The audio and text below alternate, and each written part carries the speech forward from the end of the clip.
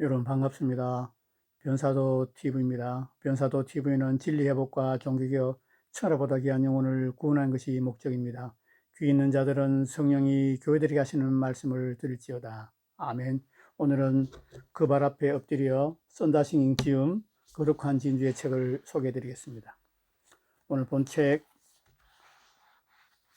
안으로 들어갔습니다. 제5장 십자가와 고난의 비밀 말씀을 읽고 함께 은혜 받기를 원합니다. 베드로전서 4장 13절 오히려 너희가 그리스도의 고난에 참여하는 것으로 즐거워하라.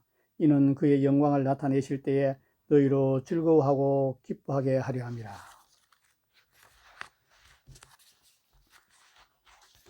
제자, 주님, 십자가의 진정한 의미와 목적은 무엇입니까? 또한 이 세상에 여전히 질고와 고통이 존재하는 이유는 무엇입니까? 주님, 십자가는 하늘문을 여는 열쇠다. 내가 세례 요한에게 세례를 받은 순간 나는 죄인들을 위한 십자가를 어깨에 짊어졌고 그때 하늘이 열렸다. 이 땅에서 내가 십자가를 지고 살았던 33년의 세월과 십자가 위에서 바친 생명으로 인하여 죄로 인해 닫혔던 천국 문이 죄인들을 향해 활짝 열리게 되었다. 요한복음 10장 9절 내가 문이니 누구든지 나로 말미암아 들어가면 구원을 받고 또 들어가며 나오며 꼴을 얻으리라.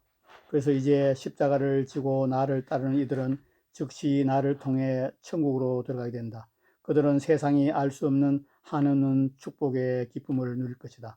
하늘은 믿지 않는 자들에게는 닫혀 있으므로 세상은 이 기쁨을 알 수 없다. 세상 사람들도 고통을 겪은 후에 기쁨이 온다는 것을 알고 있지만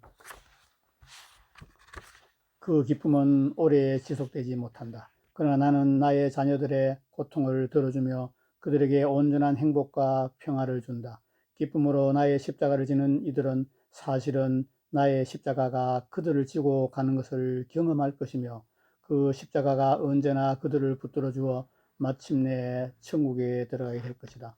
고통은 사람들의 비뚤어진 마음과 반역적 본성으로부터 생겨나는 것이다. 고통과 불행은 독처럼 쓰디쓴 것이다. 그러나 잘 알려진 바와 같이 때로는 독 자체가 다른 독의 해독약으로 작용한다. 그래서 나는 믿는 자들의 영이 힘을 얻고 강건해지도록 약처럼 쓴 고난과 고통을 그들의 삶에 허락하기도 한다. 시편 119편 71절 고난 당한 것이 내게 유익이라 이로 말미암아 내가 주의 윤례들을 배우게 되었나이다. 아멘. 훗날 그들의 영이 온전케 될 때에는 모든 고통도 끝이 나게 될 것이다. 나는 결코 믿는 자들이 고통하는 것을 기뻐하지 않는다. 나의 단 하나의 갈망은 오직 그들의 영원한 행복임을 기억하라. 이는 주께서 영원토록 버리지 아니하실 것이며 그가 비록 근심하게 하시나 그의 풍부한 인자하심에 따라 긍휼히 여기실 것임이라. 주께서 인생으로 고생하게 하시며 근심하게 하심은 본심이 아니시로다. 예레미야 3장 31절에서 33절 종종 지진으로 땅이 흔들린 후에 땅 깊은 곳에서 맑은 물이 샘솟아 나와 마른 땅을 촉촉히 적셔주고 나무들로 열매를 맺게 한다. 이처럼 때로는 사람이 고난으로 흔들리는 가운데 그의 마음속 깊은 곳에 생명수 샘이 터지게 된다. 그때 그의 마음에서는 신음과 불만 대신 감사와 기쁨의 샘물이 흘러나게 될 것이다. 내가 육신을 입고 이 땅에 왔을 때 단지 6시간 동안만 잔인한 십자가형을 당한 것이 아니었다. 3년 반의 공생의 기간 동안만 십자가를 지고 있었던 것도 아니었다. 내가 이 땅 위에 머물렀던 33년하고도 반년 내내 나는 사람들의 죄와 사망으로부터 구원하기 위하여 십자가를 짊어지고 살아갔다. 주님, 청결한 사람은 단 몇 분이라도 더럽고 냄새나는 곳에 머무르는 것을 고통스러워한다. 이처럼 내 안에 거하는 이는 악인들 가운데 있을 때 괴로움을 느낀다. 그래서 어떤 이들은 세상을 뒤로하고 사막과 동굴로 들어가 기도하는 운둔자가 된다. 이처럼 한때 죄인이었던 사람도 자신과 동료인 무리 가운데 거하는 것을 그토록 괴로워하여 거기서 영원히 떠나고자 하는데 거룩의 군원인 내가 죄로 덮여진 이들 가운데서 쉬지 않고 33년 반 동안 살아가는 것이 얼마나 견딜 수 없는 고통이겠느냐. 이 괴로움은 사람으로서는 헤아릴 수 없으며 천사들조차도 알기 원하나 깨닫지 못하는 것이라. 베드로전서 1장 12절 이 섬긴 바가 자기를 위한 것이 아니요 너희를 위한 것임이 계시로 알게 되었으니 이것은 하늘부터 보내신 성령을 힘입어 복음을 전하는 자들로 이제 너희에게 알린 것이요 천사들도 살펴보기를 원하는 것이라. 천지가 창조되기 이전에도 천사들은 하나님이 사랑이심을 알고 있었다. 그러나 그분의 사랑이 자신의 피조물을 구원하기 위해 친히 인간의 몸을 입고 잔인한 십자가를 짊어지기까지 하는 사랑이란 사실은 그들에게 그 무엇보다도 경이롭고 놀라운 일이었다.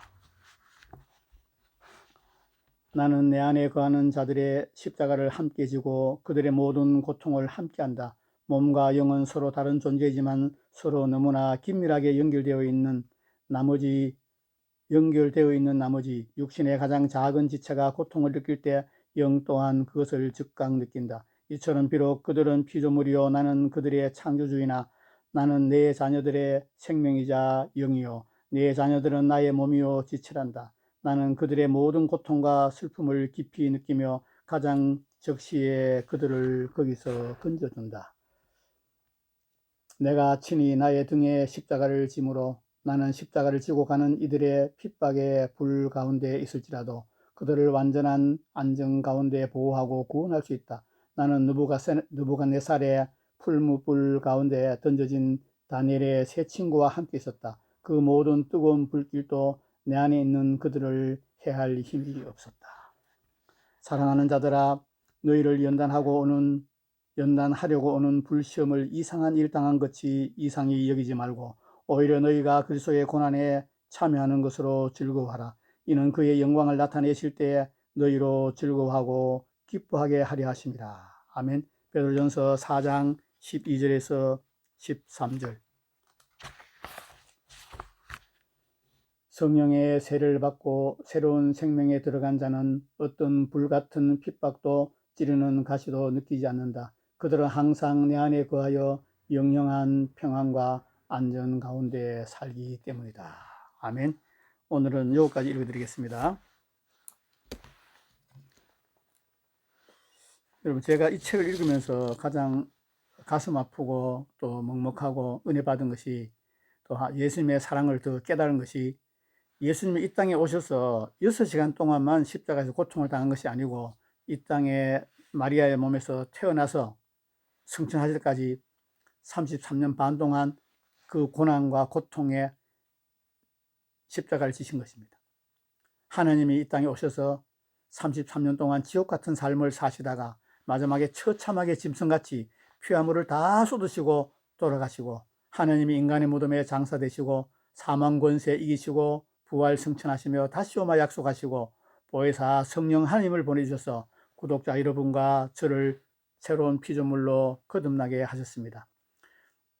우리 마음속에 굳은 마음을 제하시고 부드러운 새 마음을 주시고 영생, 구원, 거듭남을 주셨습니다. 새로운 피조물로 새로운 인류로 재창조해 주셨습니다. 우리도 우리 자신을 날마다 부인하고 날마다 우리 십자가를 지고 주님을 쫓아야 되지 않겠습니까? 저는 참으로 부족하고 미련하고 천하고 약하고 없는 것들 죄인 중에 괴수인데 내 자신을 부인하고 날마다 내 십자가를 지고 주님을 쫓으려고 믿음으로 순종하고 있습니다. 여러분, 오늘이 11월 1일입니다. 새롭게 출발하는 첫날입니다. 여러분 주와 함께 손잡고 오직 예수님의 길과 진리 생명 가운데로 성령 하나님 인도하심 따라 아버지 하나님께서 나아가서 진짜가 되어 아버지의 기쁨이 되기를 예수님을 축복합니다. 진짜가 되어 예수님의 기쁨이 되기를 축복합니다. 진짜가 되어 성령 하나님의 기쁨이 되기를 축복합니다. 그가 시청자 여러분, 감사합니다.